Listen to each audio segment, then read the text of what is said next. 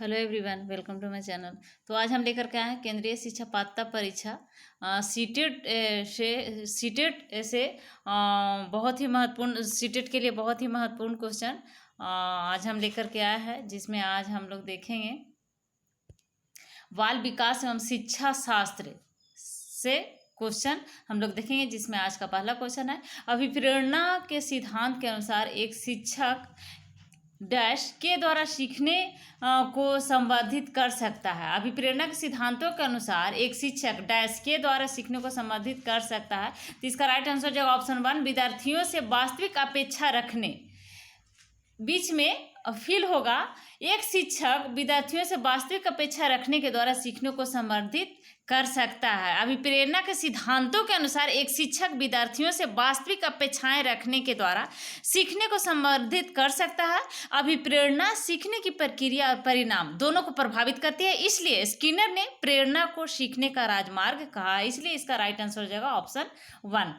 Next question देखते हैं। विकास शुरू होता है, विकास कब से शुरू होता है? तो विकास प्रसव पूर्व अवस्था से शुरू होता है। विकास प्रसव पूर्व अवस्था से शुरू हो जाता है, लेकिन रॉस महोदय के अनुसार बालक के विकास की 4 अवस्थाएं होती है।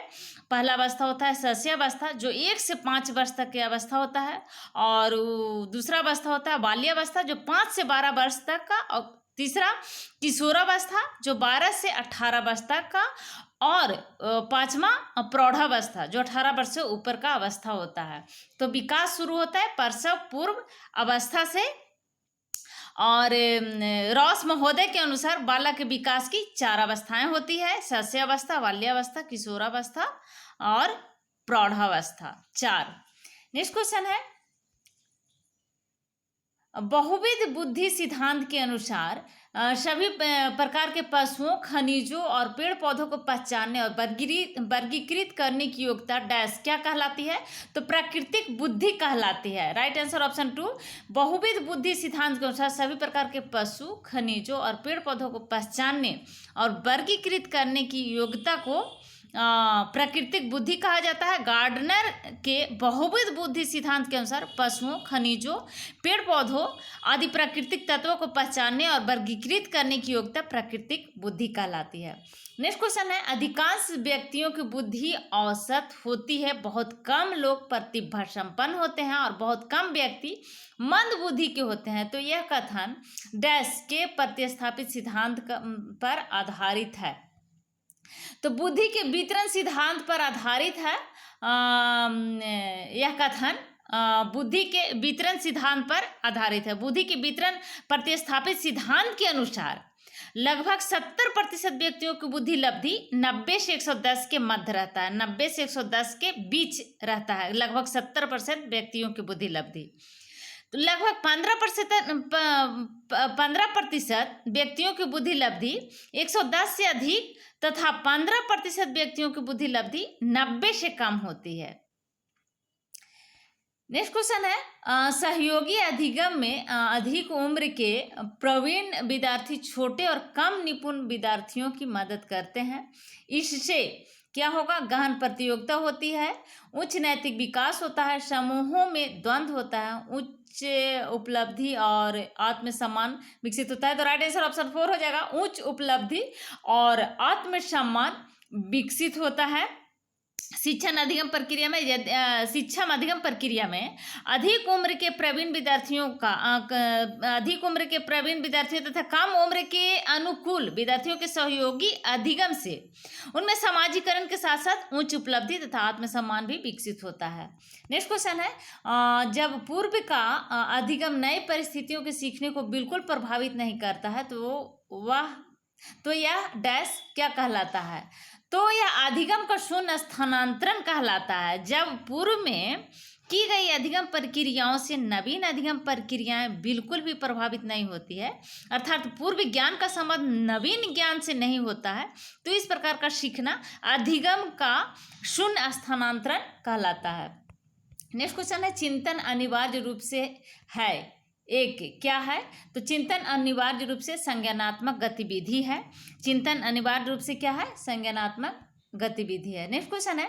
एक बालक केंद्रित कक्षा में बच्चे सामान्यतः सीखते हैं क्या सीखते हैं? तो व्यक्तिक और सामूहिक दोनों रूपों में सीखते हैं। राष्ट्रीय पाठ्यचर्या की रूपरेखा 2005 ने बाल केंद्रित शिक्षा पर विशेष बल दिया है तथा बच्चों को ज्ञान की संरचना करने वाला बताया है। तो इसके अनुसार एक बाल केंद्रित कक्षा का वातावरण ऐसा होना चाहिए जिसमें बच्चे सामान्यतः व्यक्तिक और सामूहिक दोनों रूप से सीख सके। नेक्स्ट क्वेश्चन है, पियाजे के अधिगम के संज्ञानात्मक सिद्धांत के अनुसार वह प्रक्रिया द्वारा संज्ञानात्मक संरचना को संशोधित किया जाता है। डैश क्या कहा जाता है इसको? तो समावेशन कहा जाता है इसको। पियाजे के अधिगम के संज्ञानात्मक सिद्धांत के अनुसार वह प्रक्रिया जिसके द्वारा संज्ञानात्मक संरचना को संशोधित किया जाता है वह प्रक्रिया समावेशन कहलाती है। नेक्स्ट क्वेश्चन है, एक शिक्षिका अपने शिक्षार्थियों की सदैव इस रूप में सहायता करती है, एक विषय क्षेत्र से प्राप्त ज्ञान को दूसरे विषय क्षेत्रों के ज्ञान के साथ जोड़ करके साथ कर सके, इससे डैश को बढ़ावा मिलता है। तो ज्ञान के सहसंबंध एवं अंतरण को बढ़ावा मिलता है। एक विषय क्षेत्र से प्राप्त ज्ञान को दूसरे विषय क्षेत्र से प्राप्त ज्ञान को एक दूसरे के साथ जोड़ने से दोनों विषयों के ज्ञान का सहसंबंध तथा अंतरण होता है। नेक्स्ट क्वेश्चन है, सृजनात्मक मुख्य रूप से डैश संबंधित है, क्या चीज से संबंधित है? तो अपसारी चिंतन से संबंधित है। सृजनात्मकता मुख्य रूप से अपसारी यानी बहुविध चिंतन से संबंधित है, क्योंकि सृजनात्मक बालक नए संबंधों के ज्ञान को इसकी उत्पत्ति में चिंतन के परंपरागत तरीकों से हटकर असाधारण विचार उत्पन्न करने की योग्यता रखते हैं।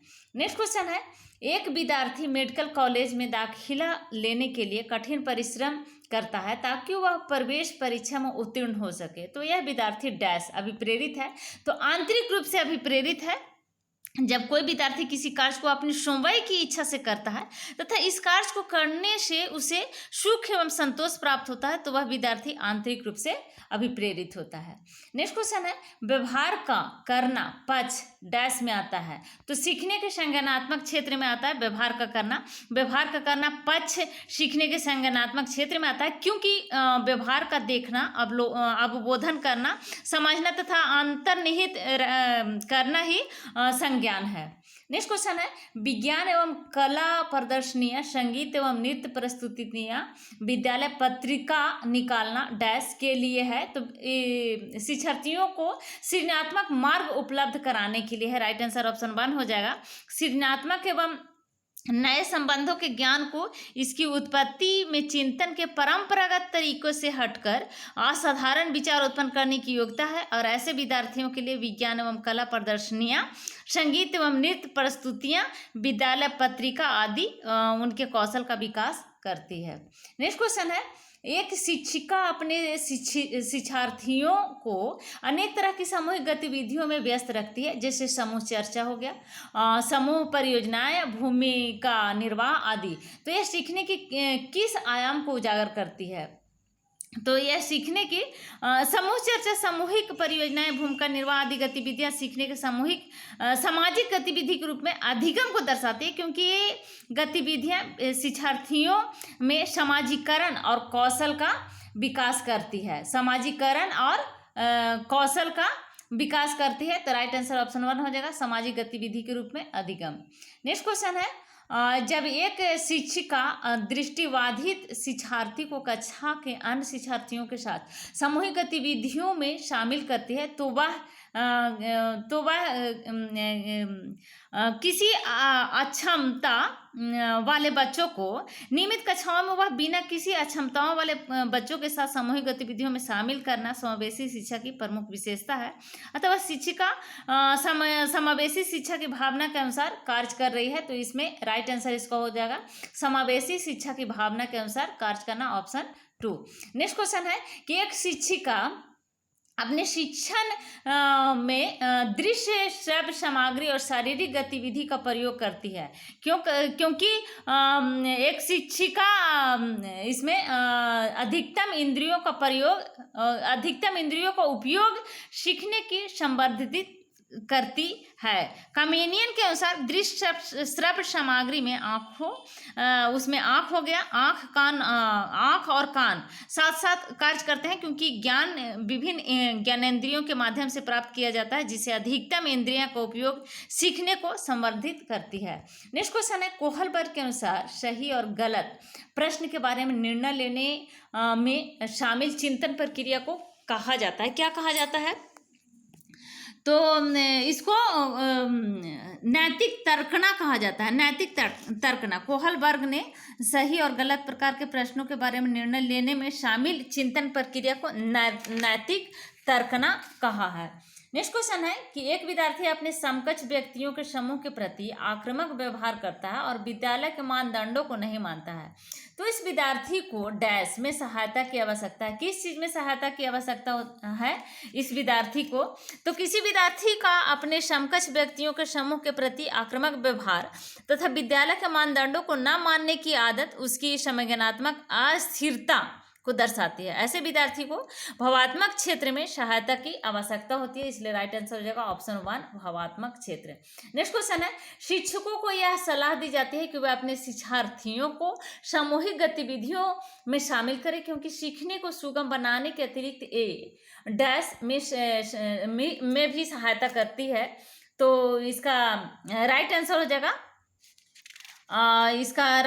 जाएगा ऑप्शन 2 समाजीकरण होगा। किसी विद्यार्थी का अपने शिक्षार्थियों को सामूहिक गतिविधियों में शामिल करने से सीखना सुगम हो जाता है, साथ ही उसका समाजीकरण भी होता है, क्योंकि इसके द्वारा शिक्षार्थियों में उसके समूह मानकों के अनुसार वास्तविक व्यवहार का विकास होता है, इसलिए इसका राइट आंसर हो जाएगा समाजीकरण। नेक्स्ट क्वेश्चन है, समावेशी शिक्षा उस विद्यालय शिक्षा व्यवस्था की ओर संकेत करती है। किस विद्यालय शिक्षा व्यवस्था की ओर संकेत करती है?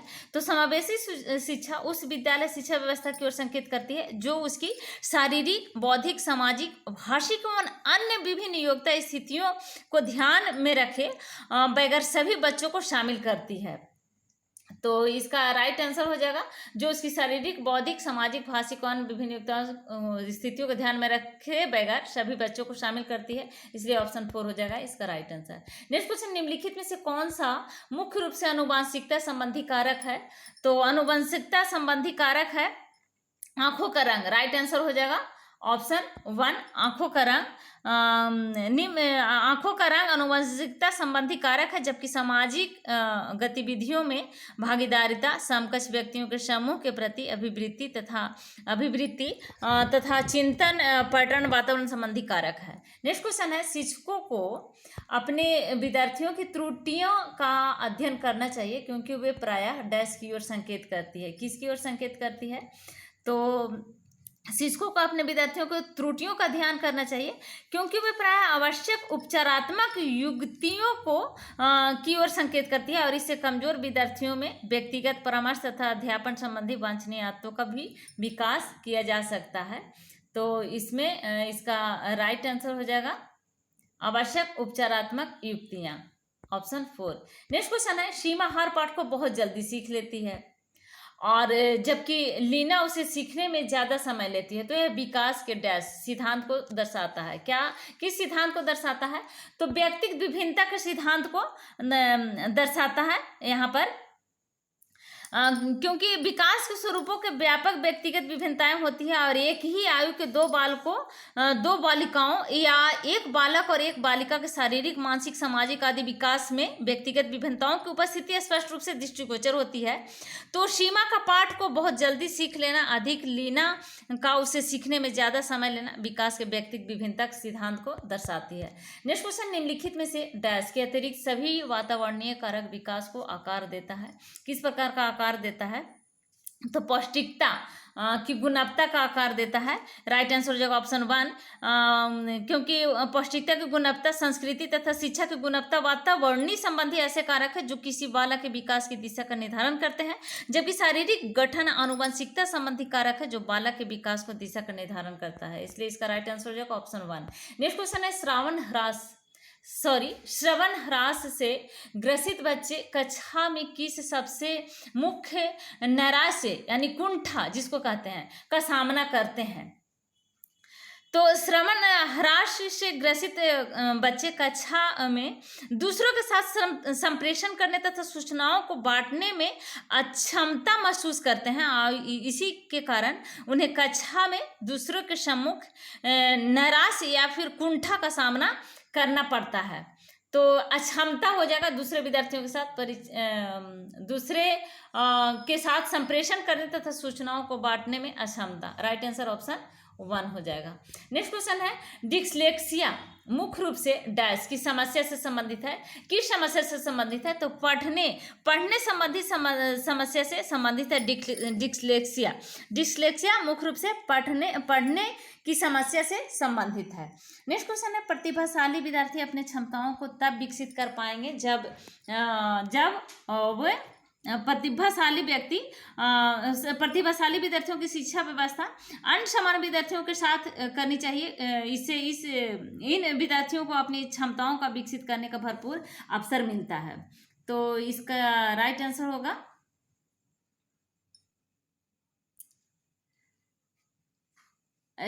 आंसर होगा भरपूर अवसर मिलना। वे अन्य विद्यार्थियों के साथ अधिगम प्रक्रिया से जुड़ते हैं। राइट आंसर ऑप्शन 2 हो जाएगा। नेक्स्ट क्वेश्चन है, एक अच्छी पाठ पुस्तक डैश से बचाती है। क्या चीज से बचाती है एक अच्छी पाठ पुस्तक? तो एक अच्छी पाठ पुस्तक को लैंगिक पूर्वाग्रह से बचना चाहिए। तो लैंगिक पूर्वाग्रह हो जाएगा। राइट आंसर ऑप्शन 3 हो जाएगा। लैंगिक पूर्वाग्रह से बचना चाहिए क्योंकि प्रत्येक व्यक्ति समवाय में विशिष्ट होता है, इसलिए लैंगिक पूर्वाग्रह से एक अच्छी पाठ पुस्तक को बचना चाहिए। राइट आंसर ऑप्शन 3 हो जाएगा। नेक्स्ट क्वेश्चन और इस वीडियो का लास्ट क्वेश्चन है, पियाजे के अनुसार संज्ञानात्मक विकास के किस चरण पर बच्चा वस्तु स्थायित्व को प्रदर्शित करता है? तो पियाजे के अनुसार अपने संज्ञानात्मक विकास को चार चरणों में बांटा है जीन पियाजे ने। पूर्व संक्रियात्मक जो 2 से 7 वर्ष का होता है, तो पूर्व संक्रियात्मक चरण में बच्चे में प्रतीकात्मक विचार विकसित होते हैं, वस्तु अस्थायित्व उत्पन्न होता है तथा बच्चा वस्तु के विभिन्न भौतिक गुणों को समन्वित नहीं कर पाता है। तो इसलिए इसका राइट आंसर हो जाएगा ऑप्शन 1 पूर्व संक्रियात्मक चरण। तो ये थे आज के हमारे बाल विकास एवं शिक्षा शास्त्र से कुल 30 क्वेश्चन। तो अगर अभी तक आपने सब्सक्राइब नहीं किया है तो प्लीज़ सब्सक्राइब करें, लाइक करें एंड शेयर करें। Thank you.